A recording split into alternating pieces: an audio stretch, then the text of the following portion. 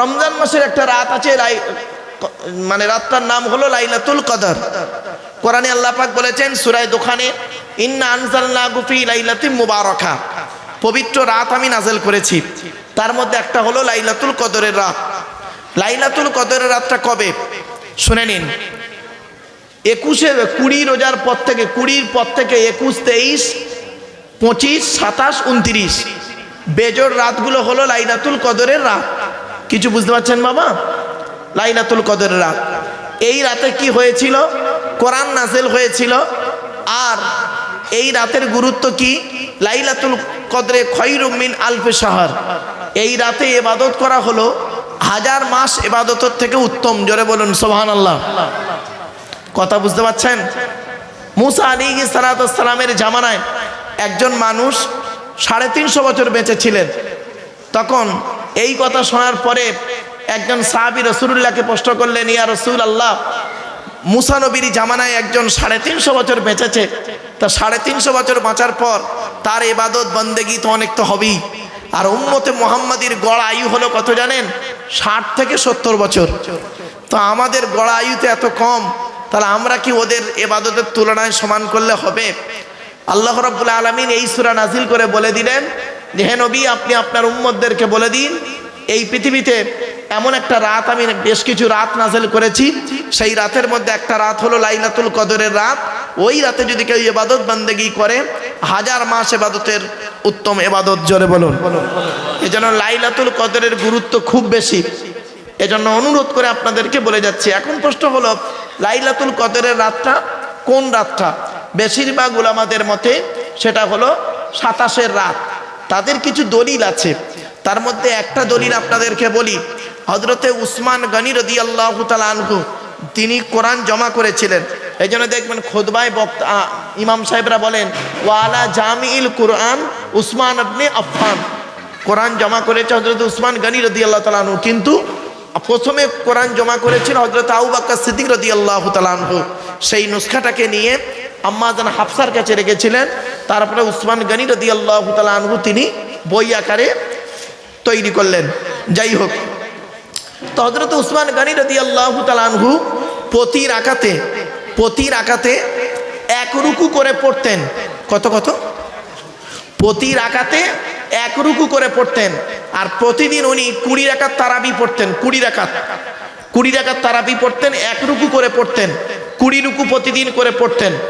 এইভাবে পড়তে পড়তে ওনার খতম শেষ হতো 27-এ। 20-কে 27 গুণ করুন, 540 হবে। 20-কে 27 গুণ করলে কত হয়? 540।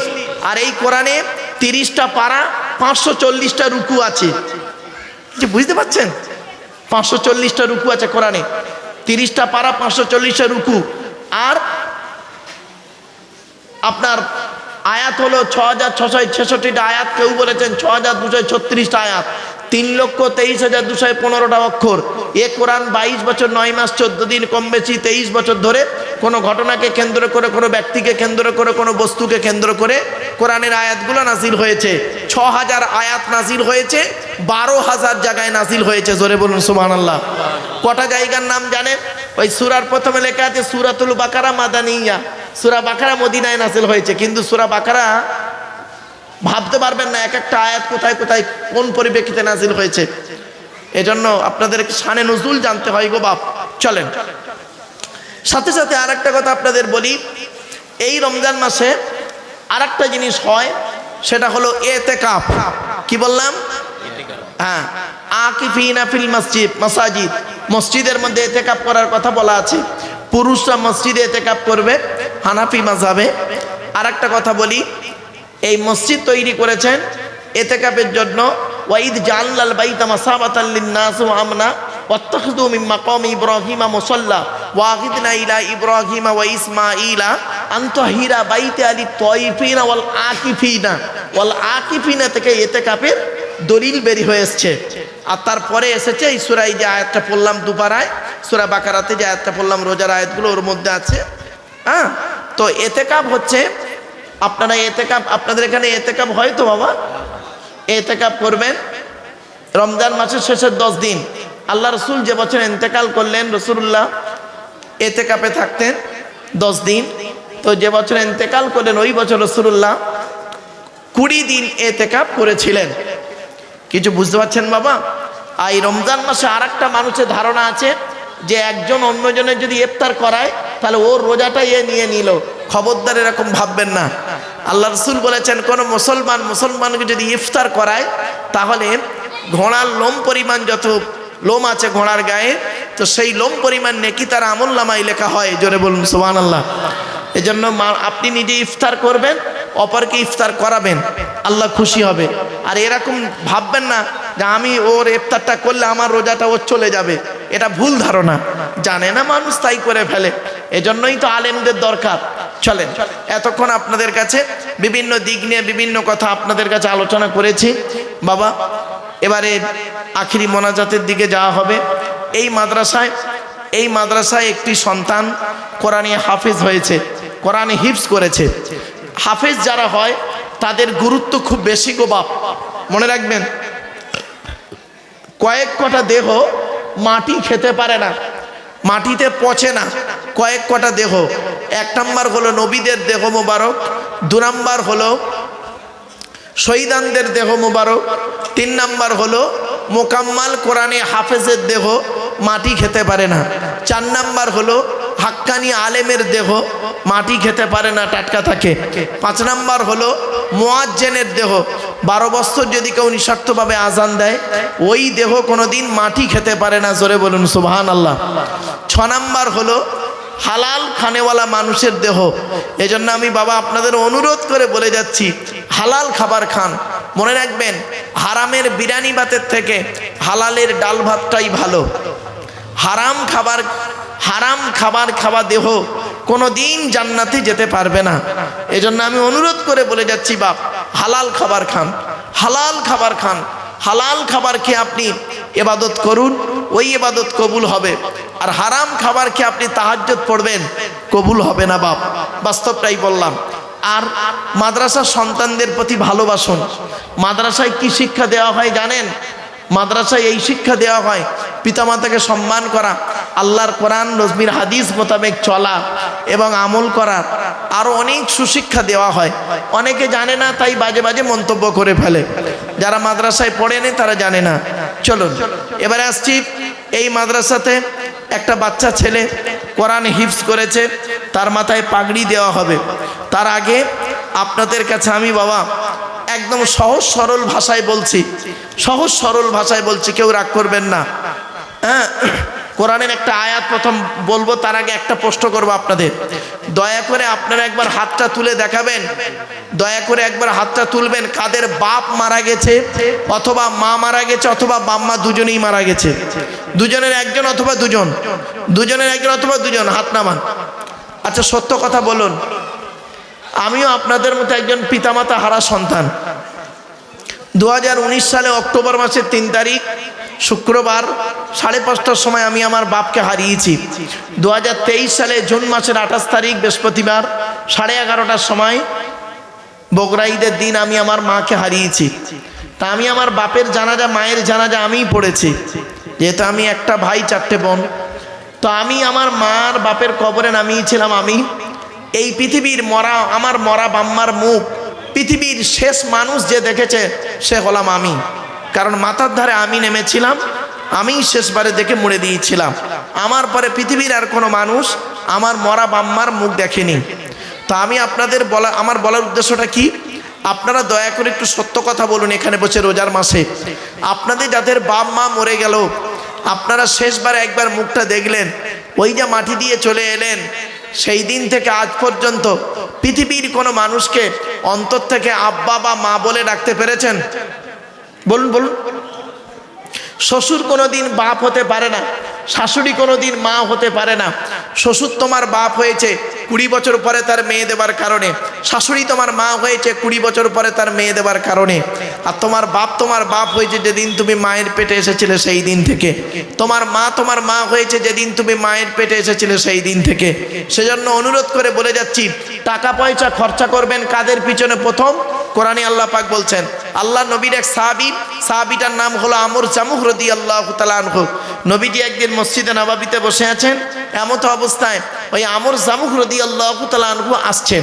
তখন পাশে যারা সাহাবীরা ছিলেন বললেন, ইয়া রাসূলুল্লাহ, ওই দেখুন এলাকার সব থেকে ধনী লোকটা আপনার কাছে আসছে। রাসূলুল্লাহ বললেন, ওকে আসতে দাও। এলেন, আসার পরে নবীকে সালাম করলেন। নবী বললেন, বসো। বসলেন।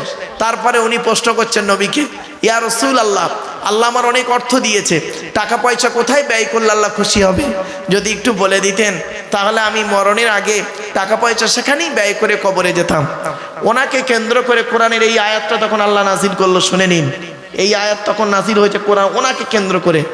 ইয়াসআলুনাকা মাযা ইউনফিকুন কুল মা আনফাকতুম মিন খায়রিন ফালিল ওয়ালিদাইনি ওয়াল আকরাবিন। 2 নম্বর পারা 12 নম্বর পৃষ্ঠা 13 নম্বর লাইন, সূরার নাম সূরা বাকারা। কোরআন জানিয়ে দিয়েছে, নবী তোমার করা প্রশ্ন করছে টাকা পয়সা কোথায় ব্যয় করলে আল্লাহ খুশি হবে। নবী তুমি বলে দাও, টাকা পয়সা সর্বপ্রথম তোমরা তোমাদের বুড়ো বুড়ি বাম্মার পিছনে ব্যয় করবে, আল্লাহ খুশি হয়ে যাবে। এজন্য অনুরোধ করে বলে যাচ্ছি, টাকা পয়সা সর্বপ্রথম বাম্মার পিছনে ব্যয় করবেন। একজন পুরুষ 4 জনকে খুশি করলে জান্নাতি, একজন নারী 3 জনকে খুশি করলে জান্নাতি। পুরুষ তুমি 4 জন কাকে কাকে শুনে নাও। 1 নাম্বার পুরুষ, তুমি তোমার রব আল্লাহকে খুশি করো, অর্থাৎ কোরআন মোতাবেক জীবনযাপন করো। 2 নাম্বার পুরুষ, তুমি তোমার নবীকে খুশি করো, নবীর হাদিস মোতাবেক জীবনযাপন করো। 3 নাম্বার পুরুষ, তুমি তোমার জন্মদাতা বাপকে খুশি করো। 4 নাম্বার পুরুষ, তুমি তোমার পেটে ধরা মাকে খুশি করো।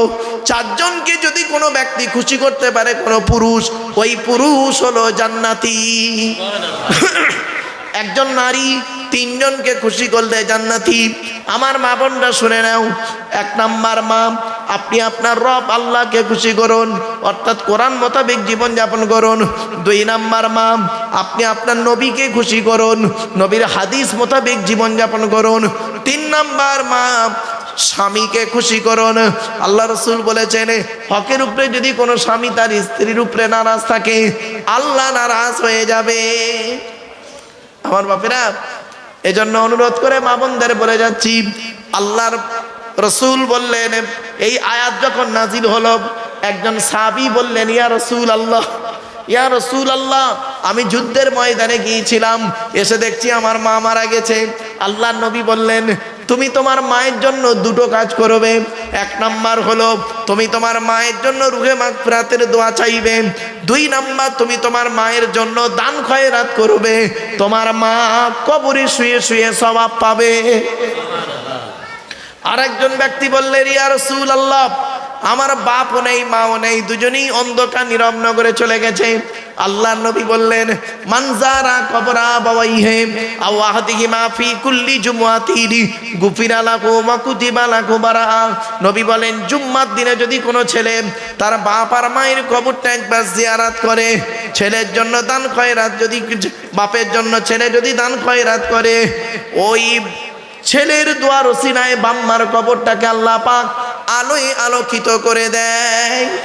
বাবা, মানুষ মারা যায়, রাসূলুল্লাহ বললেন, ইজা মাতাল ইনসান ইনকাতা আনহু আমালুহু ইল্লা মিন সালাসা, ইল্লা মিন সাদাকাতিন জারিয়া আও ইলমিন ইনতাফাউ বিহি আও ওয়ালাদিন সালিহিন ইয়াদউ লাহু। নবী বললেন, মানুষ মারা যায়, আমলের দরজা বন্ধ হয়ে যায়, 3টে দরজা খোলা থাকে। 1 নাম্বার হলো সাদাকাতুন জারিয়া, পৃথিবীতে যদি কোনো দান খয়রাত করে যায়, কবরে শুয়ে শুয়ে সওয়াব পাবে। আর 2 নাম্বার হলো পৃথিবীতে যদি কোনো দিনী বিদ্যা রেখে যায়, তার বিদ্যা থেকে মানুষ যদি উপকৃত হতে পারে, কবরে শুয়ে শুয়ে সওয়াব পাবে। 3 নাম্বার হলো নেক সন্তান যদি পৃথিবীতে জন্ম দিয়ে যায়, আর ওই নেক সন্তান যদি দোয়া চায়, বাম্মা তুমি কবরে শুয়ে শুয়ে সওয়াব পাবে। জলসা কেন দেন? জলসা দেওয়ার উদ্দেশ্য হলো 3টে। কটা বাপ? আমার সঙ্গে একটু কথা বলবেন, হ্যাঁ? 3টে উদ্দেশ্যে জলসা দেওয়া হয়। 1 নাম্বার, অজানাকে জানা। কি বললাম? আচ্ছা, কি অজানা জানা? একটু ধৈর্যের পরিচয় দিন, আপনারাই বুঝতে পারবেন কি অজানা জানা হলো। 1 নাম্বার, অজানাকে জানা। 2 নাম্বার, ভুল সংশোধন করা। কি বললাম বাপেরা? কি ভুল সংশোধন হবে? একটু ধৈর্যের পরিচয় দিন, নিজেরাই বুঝতে পারবেন কি ভুল সংশোধন হচ্ছে। 2 নাম্বার। 3 নাম্বার হলো কিছু পরামর্শ নিয়ে নেওয়া। কি পরামর্শ দেব?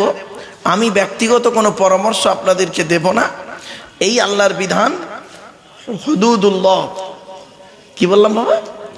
হুদুদুল্লাহ, আল্লাহর বিধান। এটা এই আল্লাহর বিধান, আল্লাহর কোরআন, আল্লাহর হুকুম থেকে আমি কিছু পরামর্শ আপনাদেরকে দেব।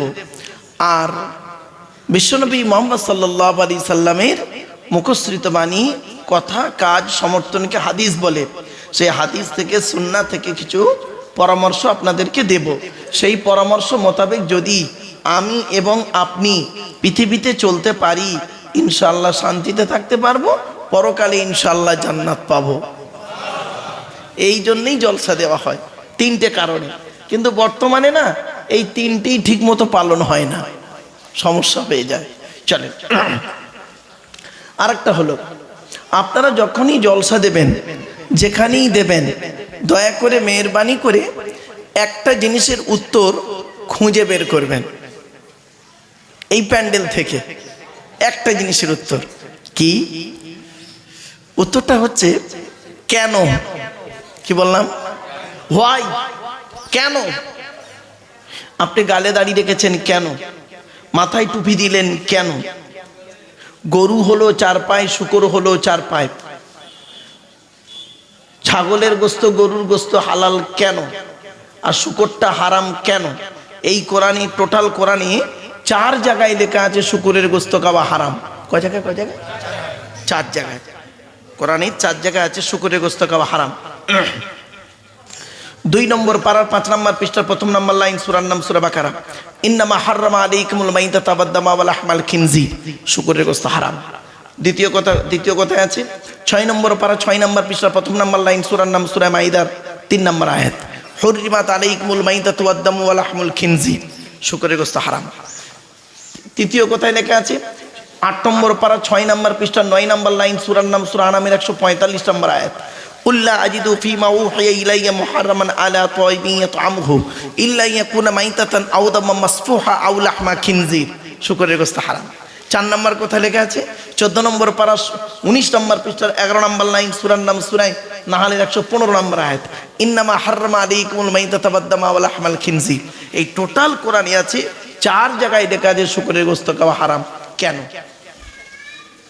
আরেকটা বলি, মদ আর মধু, মদ আর মধু, মধুটা হালাল না হারাম? হালাল। আর মদটা কেন? কোরআনে কত জায়গায় মদ হারাম লেখা আছে? 4 জায়গায়। কয় জায়গায়? এ টোটাল কোরআনের কথা বলছি গো বাপ। টোটাল কোরআনে 4 জায়গায় লেখা আছে মদ খাওয়া হারাম। কোথায়? শুনে নিন। 2 নম্বর পারা 13 নম্বর পৃষ্ঠা 12 নম্বর লাইন, সূরার নাম সূরা বাকারা। ইয়াসআলুনাকা আনিল খামরি ওয়াল মাইসির কুল ফীহিমা ইসমুন কাবীর ওয়া মানাফিউ লিন-নাস ওয়া ইসমুহুমা আকবারু মিন নাফিহিমা। মদ হারাম। দ্বিতীয় মদ হারাম কোথায় লেখা আছে? 5 নম্বর পারা 4 নম্বর পৃষ্ঠা 2 নম্বর লাইন, সূরার নাম সূরা নিসা। ইয়া আইয়ুহাল্লাযীনা আমানু লা তাকরাবুস সালাত ওয়া আনতুম সুকারা। মদ হারাম। তৃতীয় মদ হারাম কোথায় লেখা আছে? 7 নম্বর পারা 2 নম্বর পৃষ্ঠার 1 নম্বর লাইন, সূরার নাম সূরা মাইদার 90 নম্বর আয়াত। ইয়া আইয়ুহাল্লাযীনা আমানু ইন্নামাল খামরু ওয়াল মাইসিরু ওয়াল আনসাবু ওয়াল আজলামু রিজসুম মিন আমালিশ শাইতান ফাজতানিবু। মদ হারাম। 4 নম্বর মদ হারাম কোথায় লেখা আছে? 7 নম্বর পারা 2 নম্বর পৃষ্ঠা 3 নম্বর লাইন, সূরার নাম সূরা মাইদার 91 নম্বর আয়াত। ইন্নামা ইউরিদুশ শাইতানু আন ইউকিয়া বাইনাকুমুল আদাওয়াতা ওয়াল বাগদাআ ফিল খামরি ওয়াল মাইসিরি ওয়া ইয়াসুদ্দাকুম আন যিকরিল্লাহ ওয়া আনিস সালাত। এই টোটাল কোরআনে 4 জায়গায় লেখা আছে মদ খাওয়া হারাম। কেন? মদ আর মধু। আরেকটা বলি, আপনি পেশাব ফিরলেন এক জায়গা থেকে, পায়খানা ফিরলেন আরেক জায়গা থেকে, ওই জায়গাটায় 3 বার ধৌত করলে তো হয়ে যেত। তো কোরআনে কেন বলা হলো অজু করতে গেলে মুখ ধুতে হবে, হাত ধুতে হবে, পা ধুতে হবে? এর সঙ্গে কিসের সম্পর্ক? কোনোদিন ভাবিনি বাপ। আমরা যদি সত্যিকারের কোরআনটাকে মানুষের কাছে তুলে ধরতাম, তাহলে দেখতেন মানুষ কোরআন নিয়ে পড়ে থাকতো।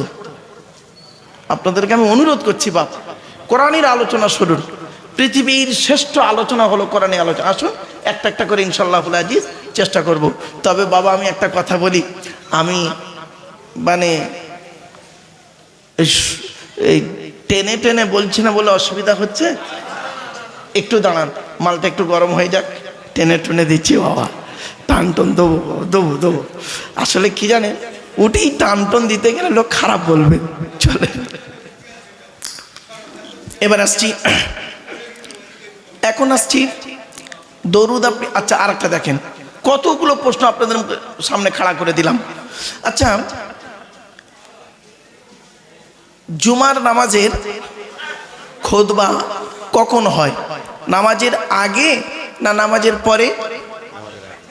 নামাজের আগে।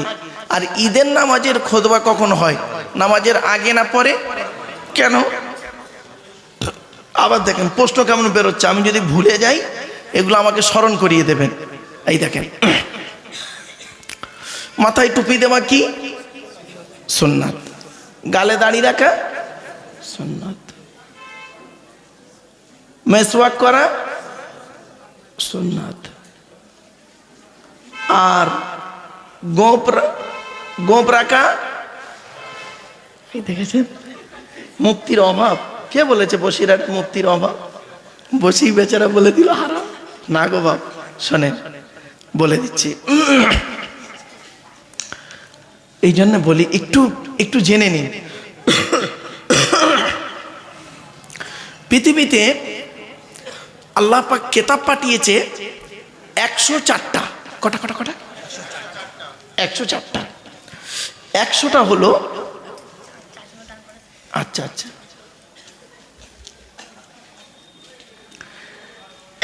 100টা হলো সহিফা। কি বললাম বাবা? সহিফা, চিরকুট। সহিফা মানে এরকম চিরকুট, এরকম এরকম 100টা। 100টা সহিফা কার উপরে কটা এলো শুনে নিন। আদম নবীর উপরে এসেছে 10টা। কটা কটা কটা? 10টা। ইব্রাহিম নবীর উপরে এসেছে 10টা। কত হলো? 20টা। শীষ নবীর উপরে এসেছে 30টা। কত হলো? 50টা। ইদ্রিস নবীর উপরে এসেছে 50টা। 100টা হয়ে গেল। আর মোট এসেছে কটা? 104টা। 4টা হলো বড় বড় কেতাব। সে বড় বড় কেতাবগুলো কি কি শুনে নিন।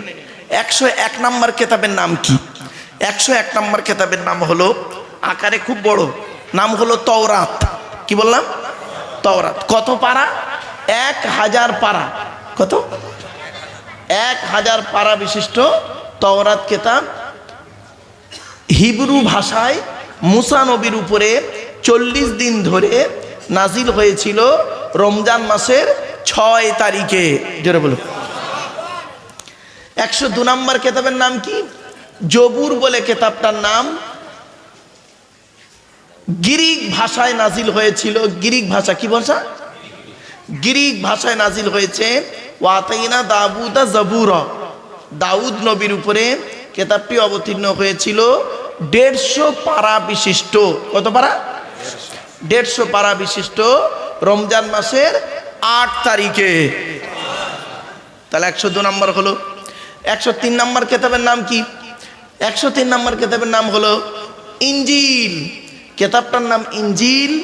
নবীর নাম হলো ঈসা নবী। আর কোন ভাষায় নাজিল হয়েছে? সুরিয়ানি ভাষায়। কোন ভাষায়? সুরিয়ানি ভাষায়। আচ্ছা, কেতাবটা কত পারা? 27 পারা। কত? 27 পারা বিশিষ্ট কেতাবটি সুরিয়ানি ভাষায় রমজান মাসের 18 তারিখে নাজিল হয়েছে। 103 নম্বর হলো।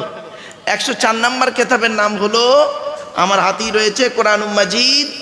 104 নম্বর কেতাব কোরআন। নবীটার নাম হলো মুহাম্মদ সাল্লাল্লাহু আলাইহি সাল্লাম।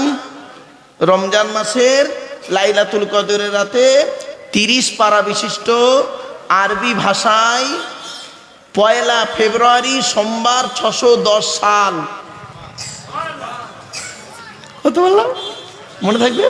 আজকে তারিখটা কত আছে হুজুর? 25 ফেব্রুয়ারি। আজকের বাড়িতে গিয়ে লিখবেন 25/2/2026 বুধবার।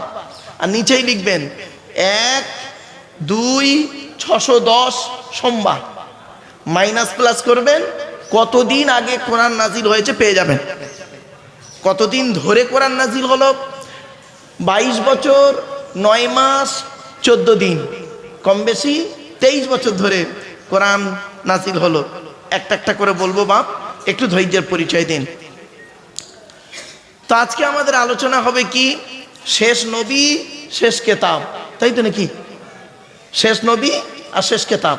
শেষ কেতাবটা হলো আমার হাতেই রয়েছে, আর শেষ নবীর নাম তো আপনারা যারা মুহাম্মদ সাল্লাল্লাহু আলাইহি ওয়াসাল্লাম। তা আসুন আমরা শেষ নবী আর শেষ কেতাব আর শেষ নবীর উম্মতদের নিয়ে আজকের আমার এই আলোচনা। ব্যাস, আলোচনার বিষয়বস্তু পেয়ে গেলাম। এবার আসছি, আমি দরুদ শরীফ একবার পড়লাম, আপনারাও পড়লেন। দরুদ শরীফ পড়লেন কেন? কোরআনে কি দলিল আছে? 22 নম্বর পারার 5 নম্বর পৃষ্ঠা 6 নম্বর লাইন, সূরার নাম সূরা আহজাব, আয়াত নম্বর 56।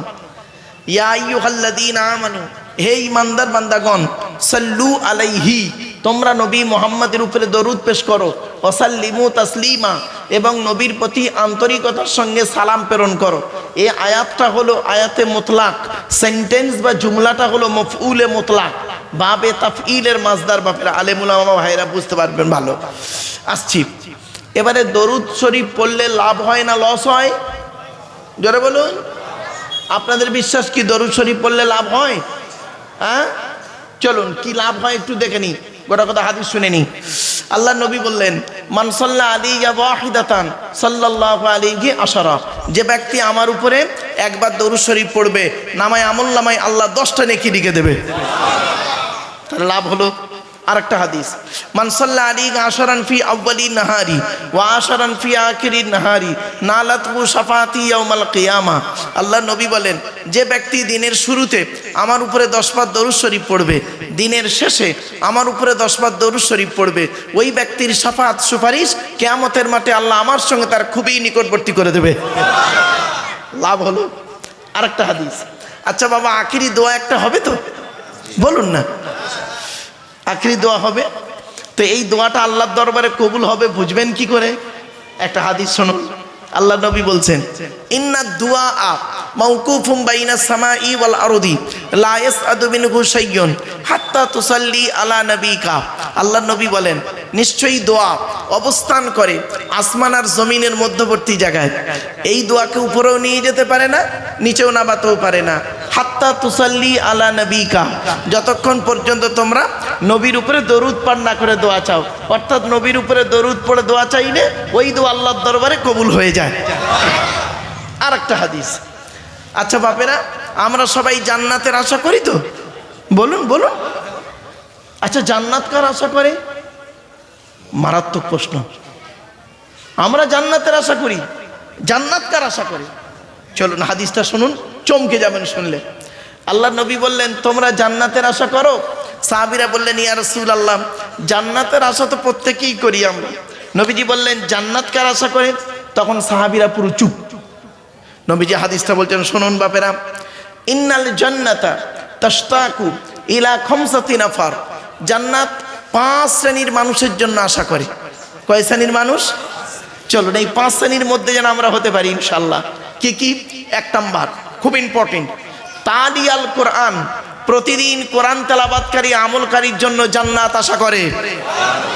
এজন্য বাপেরা প্রতিদিন ঘুমানোর আগে অজু করে ঘুমাবেন। দয়া করে বলছি বাপ, অজু করে ঘুমাবেন আর কিছু অন্তত 10টা-20টা আয়াত তেলাওয়াত করে ঘুমাবেন। বাস্তব বললাম, কোরআন তেলাওয়াত করে ঘুমাবেন। আল্লাহ রাসূল বলেছেন, তালিয়াল কোরআন, কোরআন তেলাওয়াতকারী মানুষের জন্য, আমলকারীর জন্য জান্নাত আশা করে। সেই কোরআন তেলাওয়াত এই মাদ্রাসাতে করা হয়, বাচ্চারা এই কোরআনকে মুখস্থ করে। আজ একটু ধৈর্যের পরিচয় দিন, চেষ্টা করব বাপ। আমি তেমন ভালো আলেম নই, তেমন বড় বক্তা নই, তেমন বড় জ্ঞানী মানুষ নই বাপ। আমি যতটুকু আল্লাহ পাক আমার সিলেবাসের মধ্য থেকে যতটুকু আল্লাহ পাক বিদ্যা বুদ্ধি দিয়েছে, এর বাইরে বলার ক্ষমতা আমার নেই। আর তিনিই আমার বলার ক্ষমতা যদি না দেন, সুবহানাকা লা ইলমা লানা ইল্লা মা আল্লামতানা ইন্নাকা আনতাল আলিমুল হাকিম ওয়া মা তাওফীকি ইল্লা বিল্লাহি আলাইহি তাওয়াক্কালতু ওয়া ইলাইহি উনীব। আমার বাপেরা কথাগুলো একটু শোনেন। কোরআনের আয়াত শুনলে নাকি পড়লে নাকি? আল্লাহ রাসূল বলেছেন, খৈরুকুম মান তাআল্লামাল কুরআন ওয়া আল্লামাহু, তোমাদের মধ্যে উত্তম ব্যক্তি হলো ওই লোকটা যে কোরআন শিক্ষা করেছে, অপরকে কোরআন শিক্ষা দিয়েছে। আরও রাসূল বলেছেন, মান করা আল কুরআন হারফান ফালাহু আশরু হাসানা, যে ব্যক্তি কোরআন থেকে একটা অক্ষর পড়লো তার নামায় আমুল্লামায় আল্লাহ 10টা নেকি লিখে দেবে। তাহলে কোরআনে কটা অক্ষর আছে? যখন কোরআনের আলোচনা করব তখন আমি সব একটা করে বলবো। বাপ চলেন, আমাকে একটু বলার সুযোগ দিন। এবারে আসছি, আল্লাহ নবী বললেন 1 নাম্বার কে? তালিয়াল কোরআন, কোরআন তেলাওয়াতকারী, কোরআন তেলাওয়াতকারী। আচ্ছা, একটা ছোট্ট জিনিস শিখিয়ে দিই। মাদ্রাসার ছেলেরা আছে? হ্যাঁ বাবা, মাদ্রাসার ছেলেরা, বাপেরা তোমরা এই কথাগুলো একটু মাথায় রেখো। মাদ্রাসার ছেলেদের জন্য, কেন মাস্টার ডিগ্রির ছেলেদেরকে পড়াতে গিয়ে আমি এই কথাগুলো বলি। কলেজ ইউনিভার্সিটির ছেলে মেয়ে পড়াই তো টুকটাক, নিজেও একটা চাকরি করি সরকারি। বাপ, এগুলো কথা খুব গুরুত্বপূর্ণ কথা। এগুলো এসএসসি এমএসসি সার্ভিস কমিশনে পড়ায় এবং সার্ভিস কমিশনে স্টুডেন্ট পড়াই তো বাবা, সেজন্য বাস্তবটাই বলছি, শোনেন। আচ্ছা, আপনাদের এখানে কেরাত প্রতিযোগিতা হয়? বলুন না, বলুন বলুন বলুন। হয়, কেরাত প্রতিযোগিতা হয়। আচ্ছা, আল্লাহ পাক তো কোরআনে বলেছেন, ওয়াইজা তুলিয়াত আলাইহিম আয়াতুহু, কোরআন তেলাওয়াত করবে যে, কোরআন তেলাওয়াতের কথা বলা আছে। উতলু মা উহিয়া ইলাইকা মিনাল কিতাব, নবীজি বললেন তালিয়াল কোরআন, কোরআন তেলাওয়াত। তা আপনারা কেরাত প্রতিযোগিতায় লেখেন কেন? তেলাওয়াত প্রতিযোগিতা না লিখে কেরাত প্রতিযোগিতায় লিখলেন কেন? কোরআনে আবার কেরাতের কথাও বলা আছে, ওয়াইজা কুরিয়াল কোরআন, আবার অন্য জায়গায় আছে ওয়াইজা করাআতাল কোরআন। আবার কোরআনের প্রথম বাক্য ছিল ইকরা বিসমি রাব্বিকাল্লাযী খলাক। আবার অন্য জায়গায় আছে ওয়াইজা তুলিয়াত আলাইহিম আয়াতুহু। আবার আছে উতলু মা উহিয়া ইলাইকা মিনাল কিতাব। আবার তেলাওয়াতের কথা আছে ওয়াইজা ওমা কুনতা তাতলু মিন ক্বাবলিহি মিন কিতাবি ওয়ালা তাখুতুহু বিয়ামিনিকা ইযাল লারতাবাল মুবতিলুন। তেলাওয়াত শব্দ আছে, কেরাত শব্দ আছে, দুটো শব্দ আছে। তা আপনারা কেরাত প্রতিযোগিতা লেখেন কেন? তেলাওয়াত প্রতিযোগিতা লেখেন না কেন? বা দুটোই লিখতে পারতেন, কেরাত ও তেলাওয়াত প্রতিযোগিতা, তাও লেখেন না কেন? মারাত্মক প্রশ্ন করলাম। এটা সব মাস্টার ডিগ্রি ছেলেদের আলোচনা। এগুলো কেরাত আর তেলাওয়াতের মধ্যে পার্থক্য আছে বাবা। ওয়ারাত্তিলিল কুরআনা তারতিলা, ওয়ারাত্তালনাহু তারতিলা। ওখানে তেলাওয়াত তারতিলের সঙ্গে তেলাওয়াত করা বলা হয়েছে। আমার বাপেরা, কেরাত আর তেলাওয়াতের মধ্যে পার্থক্য আছে। যারা সত্যিকারের গ্রামারের জ্ঞান ভালো আছেন এবং নাহু সরফের জ্ঞান যাদের খুব ভালো, এবং যারা তাফসীর নিয়ে অত্যাধিক ঘাটাঘাটি করে, ইনশাআল্লাহ আবুল আজিজ তাদের খুব স্মরণে আছে কথাটা। চলুন এগিয়ে যাই। তো আল্লাহ রাসূল বললেন তালিয়াল কোরআন, প্রতিদিন কোরআন তেলাওয়াতকারী মানুষের জন্য জান্নাত আশা করে। 2 নাম্বারটা কি? ওয়াহাফিজিল লিসান, জবানকে হেফাজতকারী মানুষের জন্য জান্নাত আশা করে। জোরে বলুন সুবহানাল্লাহ। হারাম খাবার খাওয়া থেকে জিভটাকে ঠিক করুন, বাজে ভাষা বলা থেকে জিভটাকে ঠিক করুন, পরনিন্দা পরচর্চা করা থেকে জিভটাকে ঠিক করুন। 3 নাম্বার ওয়ামুতিমিল জিআন, ক্ষুধার্তকে খাদ্য দানকারী মানুষের জন্য জান্নাত আশা করে। জোরে বলুন সুবহানাল্লাহ। এর পেছনে হাদিস আছে, শুনে নিন। কোরআনের তাফসীর কোরআন দিয়ে হয়, কোরআনের তাফসীর হাদিস দিয়ে হয়। আর যদি কোরআনের তাফসীর কেউ মন গড়া করে, তার ঠিকানা হবে জাহান্নাম। আল্লাহ নবী বলেছেন, মান ফাসসারাল কুরআনা বিরাইহি ফালিয়াতাবাওয়াহু মাকআদাহু মিনান নার। আল্লাহ নবী বলেন, যে ব্যক্তি কোরআনের তাফসীর মন গড়া করবে, তার ঠিকানা হবে জাহান্নাম। আপনি কি ভাবলেন? এই জন্য কোরআনের তাফসীরের গুরুত্ব খুব বেশি। আর কোরআনের তাফসীর করতে গেলে যিনি মুফাসসির যিনি হবেন, কমসে কম তার 25 রকমের জ্ঞান থাকতে হবে। কত কত কত 25 রকমের জ্ঞান। ইলমুন নাহু, ইলমুস সরফ, ইলমুল বালাগাত, ইলমুল বায়ান, ইলমুল বাদি, ইলমুল ইমলা, ইলমুল ইশতিকাক, উসুলের সমস্ত দিক, আম, খাস, মুতলাক, মুকাইয়াদ, সারি, কেনায়া, হাকিকি, মাজাজি, ইবারাতুন নাস, ইশারাতুন নাস, দালালাতুন নাস, ইক্তেজাউন নাস সাথে সাথে থাকতে হবে। এই আয়াতের পেছনে কি হাদিস আছে, ওই হাদিসটা সহি, জয়ীব, মাউজু, মকতু, খবরে মুতাওয়াতির, খবরে মাশহুর, খবরে ওয়াহিদ, সাথে সাথে জানতে হবে, তারিখ জানতে হবে। এই আয়াতের পেছনে ইতিহাসটা কি আছে, তারিখ কি আছে জানতে হবে। সাথে সাথে জানতে হবে শানে নুজুল জানতে হবে, শানে উরুজ জানতে হবে। লাস্টে বলা হয়েছে যিনি কোরআনের তাফসীর করবেন তাকে মোমেন হতে হবে। কি বুঝলেন বাবা? এত সহজ ভাবলেন? চলেন এগিয়ে যাই, একটা একটা করে আলোচনা করি। শুধু এলমুস সরফ যদি বলি, সরফের কতগুলো ভাগ, বাপরে বাপ, ভাবতে পারবে না। মাঝি, মোজারে, আমর, নেহি থেকে শুরু করে এক একটার গর্দান ধরতে গেলেই ব্যাস শেষ। লাম তাকিদ, মানুন তাকিদ, সকিলা আর খফিফার গর্দান বলতে গেলেই শেষ। আর মির্জামুন সাহেবের আলোচনা করতে গেলেই শেষ। তো আমার বাপেরা অনেক আলোচনা, যাই হোক অধিকার গেলাম না। সমুদ্রে না নেমে পুকুর মানে নদীর পাড় দিয়ে আমরা একটু যাওয়ার চেষ্টা করি। কেন সমুদ্রে নামার সময় নেই। সমুদ্রে নামতে গেলে একটু বড় জাহাজ লাগে, অনেক সময় লাগে, অনেক ব্যাপার আছে। আমরা এখন সমুদ্রের পাশ দিয়ে এখন যাওয়ার চেষ্টা করি। চলো, তো এক নাম্বার হলো কি? কোরআন তেলাওয়াতকারী মানুষ। 2 নাম্বার জবানকে হেফাজতকারী মানুষ। 3 নাম্বার ক্ষুধার্তকে খাদ্য দানকারী মানুষ। এই কথা বলতে গিয়ে চলে গেছিলাম। আল্লাহ রসুল বলছেন, হাদিসের ব্যাখ্যা হাদিস দিয়ে হয়। দেখুন আল্লাহ নবী বললেন, আল্লাহ নবীকে একবার জিজ্ঞাসা করা হলো, আইয়ুল ইসলামে খৈরুন ইয়া রাসূলুল্লাহ, ইসলামের উত্তম কাজগুলো কি কি? তৎক্ষণাৎ নবীজি বললেন 2টি। ক্বালা তুতিমু তুআমা, ক্ষুধার্তকে খাদ্য দান করা। ওয়াতুকরিউ সালামা আলা মান আরাফতা ওয়া মান লাম তারিফ, চেনা হোক অচেনা হোক একে অপরকে সালাম আদান প্রদান করা হলো ইসলামের উত্তম কাজ। জোরে বলুন সুবহানাল্লাহ। আপনারা এতিম বাচ্চাদের খাওয়াবেন, শুনে নিন, এতিমের মাল কোনোদিন খেয়ে ফেলবেন না। এতিমের মাল খাবেন না, কোরআনে আছে হারাম। এই কোরআনে আছে 250 রকমের হারাম। কত কত কত? 250 রকমের হারাম আছে, আর 250 রকমের হালাল আছে। আপনি কটা হারাম জানেন, কটা হালাল জানেন? ওই সুদ খাওয়া, মদ খাওয়া, ঘুষ খাওয়া, বিয়ের পণ্য নেওয়া, নারী নির্যাতন করা, জমির আল চুরি করা, হুক পেনে কারেন্ট নেওয়া, আর জানে না। 250 রকমের হারাম আয়াত আছে এই কোরআনে, আর 250 রকমের হালাল আছে। এই 250 রকমের হারামের মধ্যে একটা হারাম বলছি, শুনুন। ইন্নাল্লাযীনা ইয়াকুলুনা আমওয়ালাল ইয়াতামা যুলমান ইন্নামা ইয়াকুলুনা ফি বুতুনিহিম নারা ওয়া সায়াসলাউনা সাঈরা। 4 নম্বর পারা 17 নম্বর পৃষ্ঠা 14 নম্বর লাইন, সূরার নাম সূরা নিসা 10 নম্বর আয়াত। নিশ্চয়ই যারা এতিমের মাল ভক্ষণ করে তারা তাদের পেটে নরকের আগুনগুলো ঢোকাতে শুরু করে। এতিমের মাল যারা খেয়ে নেয়, খবরদার এতিমের মাল কোনোদিন খাবেন না। অনেক সময় দেখা যায় কি করে, মাদ্রাসাই নেই, এতিমখানাই নেই, এতিমদের নামে কালেকশন করে চাঁদা তুলে এনে নিজে পেটে খেয়ে নেয়। বাবা, গাড়ি বাড়ি বিল্ডিং করে ফেলে। খবরদার নয়, কঠোর হারাম। আল্লাহ পাক বলেছেন ওয়াসায়াসলাউনা সাঈরা, তাদের জন্য সাঈর নামক জাহান্নাম নির্ধারিত করে রেখে দিয়েছি। আর রাসূলুল্লাহ বলেছেন, কোনো এতিম ব্যক্তিকে যদি খাবার খাওয়ায়, এতিম ব্যক্তিকে যদি আশ্রয় দেয়, এতিম ব্যক্তিকে যদি পানি পান করায়, আল্লাহ রসুল বলেছেন মান আওয়া ইয়াতীমান ইলা তুআমিহি ওয়া শারাবিহি আওজাবাল্লাহু লাহুল জান্নাহ।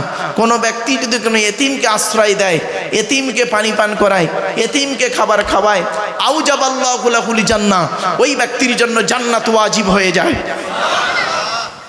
এই মাদ্রাসায় এতিম বাচ্চা আছে ভাই, এই মাদ্রাসাতে এতিম বাচ্চা আছে, এতিমদের খাওয়াবেন, লাভ হবে। হাদিসটা বলে গেলাম, চলুন। তাই অমুতিমিল জিআন, ক্ষুধার্তকে খাদ্য দানকারী মানুষের জন্য জান্নাত আশা করে। এবার আসছি 4 নাম্বার, অমুকসির উরিয়ান, বস্ত্রহীনকে বস্ত্র দানকারী মানুষের জন্য জান্নাত আশা করে।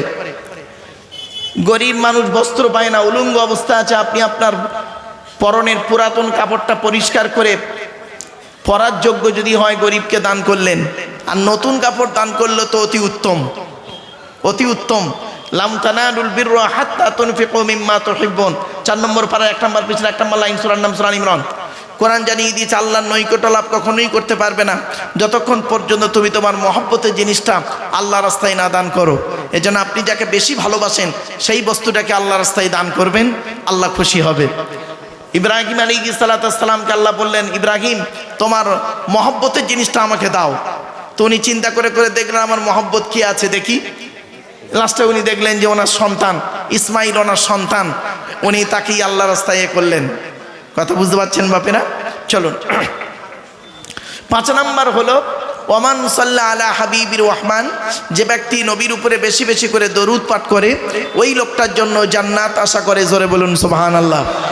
আমি একবার দরুদ শরীফ পড়িয়েছি আর পেছনে কোরআনের আয়াত দিয়েছি, আর এতগুলো হাদিস দিয়ে দিলাম বাপেরা। চলুন, दीन मिला ईमान मिला, पढ़ने के लिए कुरान मिला, जो कुछ देने का था सब कुछ दिलवा दिया कमली वाले ने, कलमा तैयबा ला इलाहा इल्लल्लाह बोलें बापे ना, ला इलाहा इल्लल्लाह, ला इलाहा इल्लल्लाहु मुहम्मदुर रसूलुल्लाह सल्लल्लाहु अलैहि वसल्लम। अच्छा, আমি এই বাচ্চাদের মতো কালেমাটা পড়লাম না? বলুন না, বাচ্চাদের মতো লা ইলাহা ইল্লাল্লাহ এইভাবে বললাম না? কেন বললাম শুনবেন? এই কলেমা পড়তে গিয়ে অনেকে ভুল করে, আর দরুদ শরীফ যখন পড়েন অনেকে ভুল করেন। কি? দরুদ শরীফ পড়তে গিয়ে বলেন আল্লাহুম্মা সাল্লি আলা সাইয়্যিদিনা মাওলানা মুহাম্মদ ওয়ালা আলি সাইয়্যিদিনা মাওলানা মুহাম্মদ। বাবা, ভুল হয়ে গেল। আল্লাহুম্মা সাল্লি আলা সাইয়্যিদিনা মাওলানা মুহাম্মদ ওয়া আলা আলি, ওয়ালা আলে নয়, ওয়ালা আলে বলে কোনো শব্দ নেই। ওয়ালা আলে বললে নফির মানে হবে, নেগেটিভের মানে হবে, নাবাচকের মানে হবে, উল্টে গোনা হবে। আচ্ছা, এটা কি? ওয়া আলা আলি, আলাটা হলে ইংরেজিতে বলে প্রিপোজিশন, বাংলায় বলে অব্যয়, আরবিতে বলে হরফে জাররা। ওয়ালা আলে বললে নফির মানে হবে, মানেটাই পাল্টে যাবে।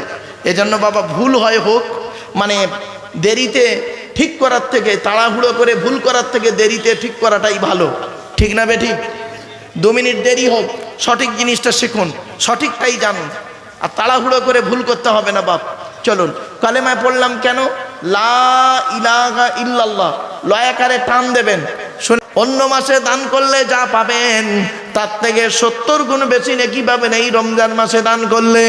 বাপের নামে, মায়ের নামে একজন ব্যক্তি কে আছে, দাদা দাদি, নানা নানি, শ্বশুর শাশুড়ির নামে, ছেলে মেয়ে, স্বামীর নামে, স্ত্রীর নামে একজন ব্যক্তির কাছে আমি 10,000 টাকা চাইছি বাবা। একজন ব্যক্তি দেবেন 10,000 টাকা। আল্লাহর কোনো বান্দা আছে বাপের নামে, মায়ের নামে, দাদা দাদি, নানা নানির নামে 10,000 টাকা আপনি আল্লাহর নবীর ঘরে দান করুন।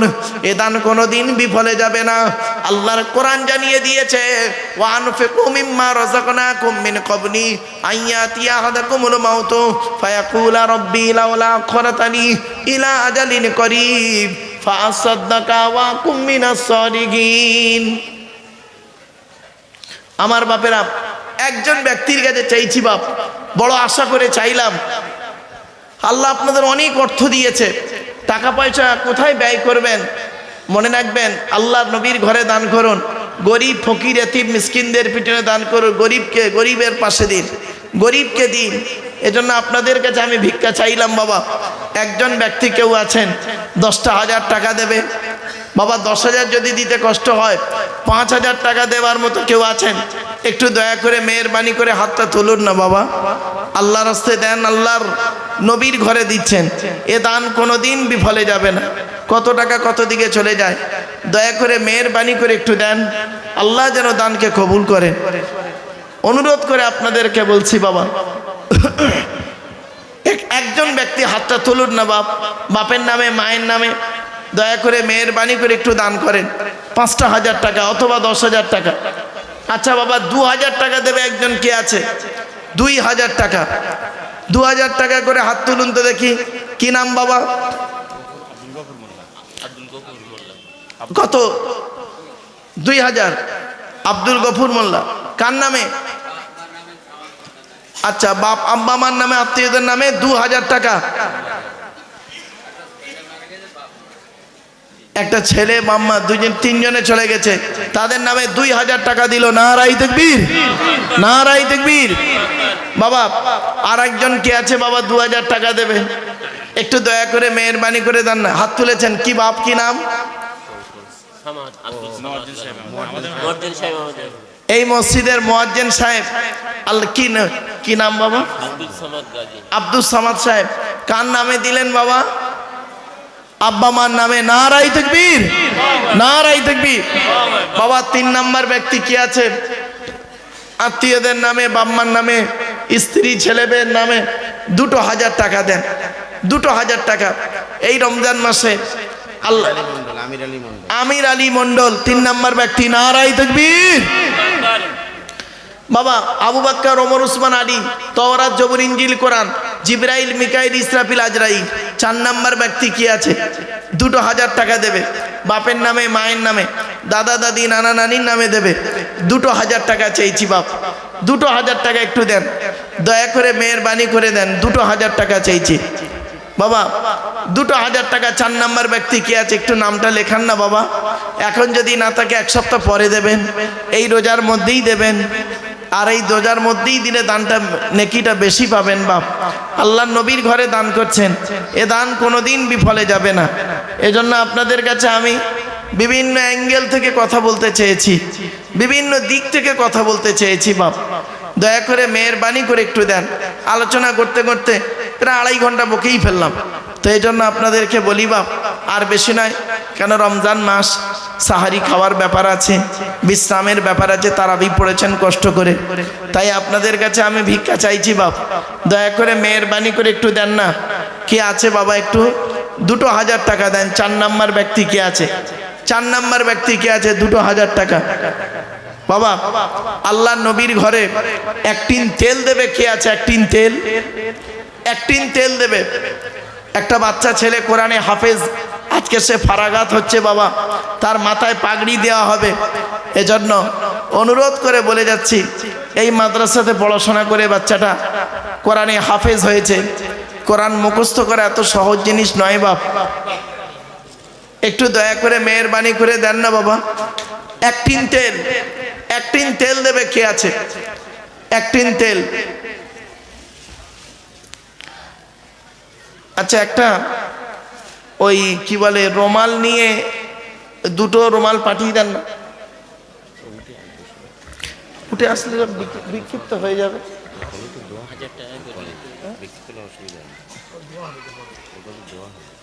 আচ্ছা বাবা, একটু দয়া করে মেহেরবানি করে একটু দিয়ে যান না বাবা, হাতে হাতে একটু দিয়ে যান, একটু দিয়ে যান। 1 বস্তা চাল দেবে কে আছে? কি 2 বস্তা চাল? কি নাম বাবা? রবিউল মল্লিক। কার নামে? ভাইয়ের নামে দিয়েছে 1 বস্তা চাল। নারায়ে তাকবীর, নারায়ে তাকবীর। 1 বস্তা চাল দিয়েছে, আলহামদুলিল্লাহ। আল্লাহ কবুল করুক, আল্লাহ কবুল করুক বাবা। বাবা 1 বস্তা চাল দেবেন কে আছে? 1 বস্তা আলু দেবেন কে আছে? কিছু কিছু দেন, 1 বস্তা চাল, 1 বস্তা আলু, একটু তেল। বাহ, মাশাআল্লাহ, নগদ দিয়ে দিয়েছে 1 বস্তা চালের টাকা, আলহামদুলিল্লাহ। আল্লাহ কবুল করুক। বাপেরা একটু তাড়াতাড়ি আসেন, তাড়াতাড়ি আসেন।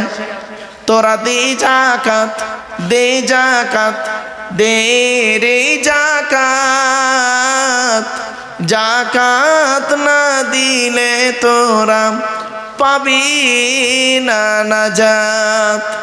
ধনী তোমরা খাবে সুখে, গরিব গুলো মরবে দুঃখে। গজব দিবেন তাদের উপর স্বয়ং খোদা পাক। তোরা দে যাকাত, দে যাকাত, দে রে যাকাত। মা মারা গেছে, ভাই আমার দিয়েছে 500